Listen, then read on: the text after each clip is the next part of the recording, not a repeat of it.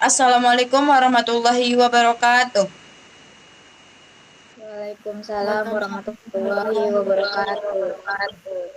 Yang terhormat, Miss Pio selaku dosen pengampu mata kuliah pada kesempatan kali ini, dan kami dari kelompok 6 akan mempresentasikan tentang kesenjangan pendidikan akibat budaya patriarki pada remaja perempuan di Desa Natpala, Kecamatan Mulu Utara, Kabupaten Timur Tengah Selatan. Baik, selaku saya moderator, materi yang pertama yang akan dibacakan oleh Dela. Kepada Dela dipersilahkan.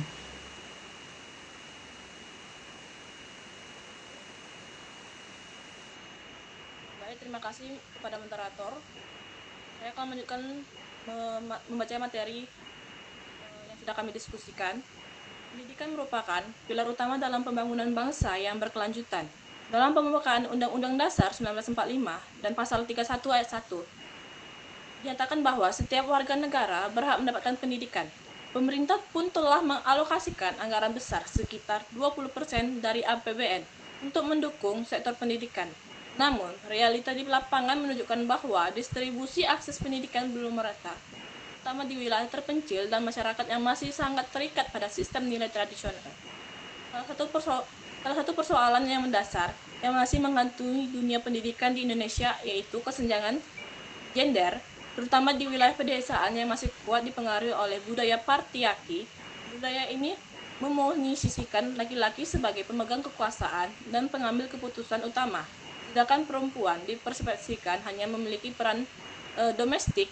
Dalam banyak kasus seperti yang terjadi di Desa Nepala, Kecamatan Mulyo Utara, Kabupaten Timur Tengah Selatan, budaya ini dikontribusikan besar terhadap tingginya angka putus sekolah di kalangan perempuan.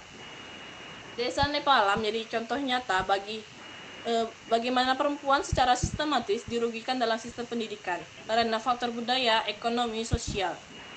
Dengan minimnya fasilitas pendidikan, tekanan ekonomi dari keluarga, serta moral sosial yang membatasi peran perempuan itu untuk mendapatkan pendidikan. Banyak anak perempuan yang tidak mendapatkan kesempatan untuk menyelesaikan pendidikan dasar dan menengah karena tuntutan dari keluarga, masyarakat, karena mereka masih terikat dengan budaya patriarki yang sangat kental. Baik, sekian dulu materi dari saya kembalikan kepada moderator. Baik, terima kasih kepada Dela. Materi yang selanjutnya yang akan disampaikan oleh Ica. Kepada Ica dipersilahkan. Baik, terima kasih kepada moderator. Selanjutnya adalah deskripsi kasus. Nah, di Desa Netpala memiliki 1.717 jiwa penduduk dengan hanya 2 sekolah yaitu SD dan SMTK tanpa fasilitas SMA. Nah, ini berdampak besar pada kelanjutan pendidikan anak-anak, terutama perempuan. Berdasarkan data, angka putus sekolah untuk perempuan mencapai 31,77%. Jauh lebih tinggi dari laki-laki, yaitu 21,90%. Beberapa faktor yang memungkinkan terjadi kesenjangan seperti ekonomi, konflik keluarga, dan pengaruh teman sebaya menjadi penyebab dominan.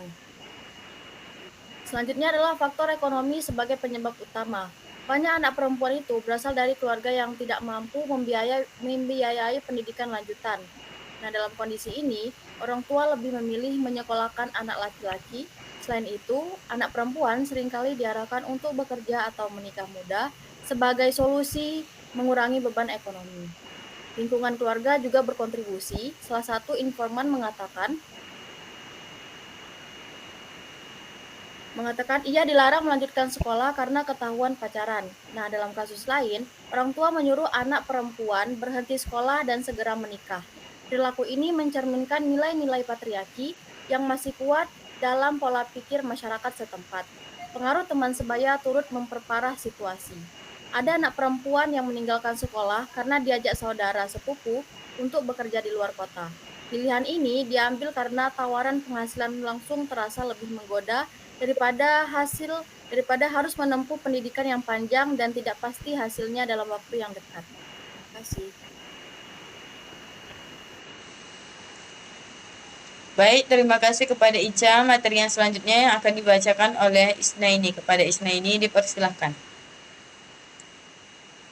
Terima kasih moderator. Saya akan membahas tentang analisis kesenjangan. Adanya kesenjangan gender. perempuan di desa Netpali tidak diprioritaskan dalam pendidikan budaya. Patriarki mekar kuat, menganggap perempuan cukup menjadi ibu rumah tangga. Pendapat anak perempuan kurang dihargai dalam keluarga, dan akses mereka terhadap pendidikan dianggap tidak sepenting anak laki-laki. Perempuan cenderung dilatih untuk peran domestik sejak kecil. Yang kedua, adanya kesenjangan sosial ekonomi. Keterbatasan ekonomi mempengaruhi ketidaksetaraan orang tua yang harus memiliki anak mana yang sekolah, hampir selalu menjauhkan pilihan pada anak-anak laki-laki. Anak perempuan yang dianggap akan berakhir di dapur dan tidak memberi kontribusi ekonomi bagi keluarga. Yang ketiga, adanya kesenjangan aksesibilitas. Fasilitas pendidikan yang terbatas menyebabkan banyak anak, terutama perempuan, tidak berlanjut sekolah ke jenjang lebih tinggi. SMA terdekat berada di luar desa, menambah beban biaya dan risiko keamanan yang membuat banyak orang tua enggan membiarkan anak perempuannya pergi jauh. Yang keempat, adanya kesenjangan budaya dan norma sosial.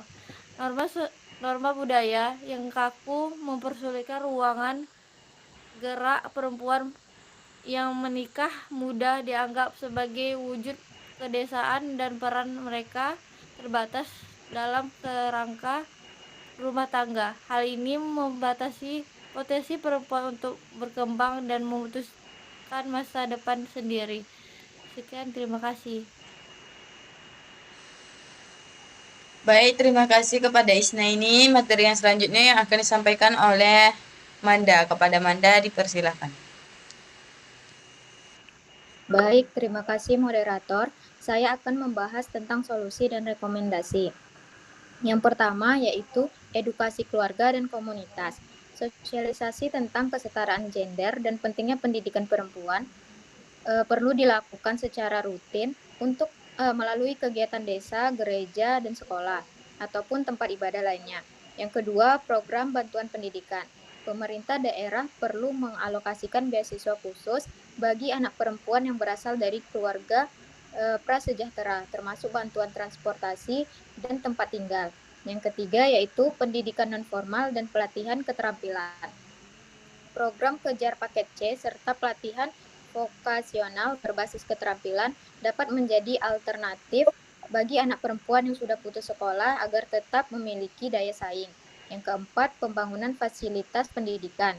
Perlu dibangun sekolah menengah atas atau sekolah lainnya di wilayah kecamatan untuk memperpendek jarak akses pendidikan. Yang kelima yaitu peraturan desa pencegah pernikahan dini. Pemerintah desa dan tokoh adat perlu membuat dan menegakkan aturan yang melarang pernikahan dini dan menjamin hak anak atas pernikahan minimal hingga usia 18 tahun. Sekian, saya kembalikan kepada moderator. Baik, terima kasih Manda. Materi yang terakhir yang akan saya sampaikan yaitu baik, dari semuanya dapat disimpulkan bahwa fenomena putus sekolah di kalangan perempuan di desa Netpala mencerminkan personal struktural yang masih mengakar kuat dalam masyarakat Indonesia, terutama di daerah-daerah dengan tingkat literasi rendah dan pengaruh budaya patriarki yang sangat kental. Ketimpangan ini tidak hanya berdampak pada masa depan setiap individu, tetapi juga pada pertimbangan dan perkembangan masyarakat secara keseluruhan. Namun, masalah ini bukanlah suatu hal yang tidak bisa diselesaikan. Pemerintah desa, tokoh adat, dan lembaga pendidikan, bahkan masyarakat harus bersinergi untuk menciptakan lingkungan yang inklusif, adil, dan mendukung kesejahteraan gender. Diperlukan intervensi kebijakan yang kuat, edukasi masyarakat secara terus-menerus, serta pemberian inisiatif untuk setiap keluarga. Maka dari itu, perlu gerakan bersama mulai dari level desa hingga nasional untuk memastikan bahwa tidak ada lagi anak perempuan yang harus mengorbankan impiannya hanya untuk ia dilahirkan sebagai perempuan. Sekianlah materi kami dari kelompok 6. Jika ada kesalahan, mohon dimaafkan. Wabillahi taufik wal hidayah. Wassalamualaikum warahmatullahi wabarakatuh.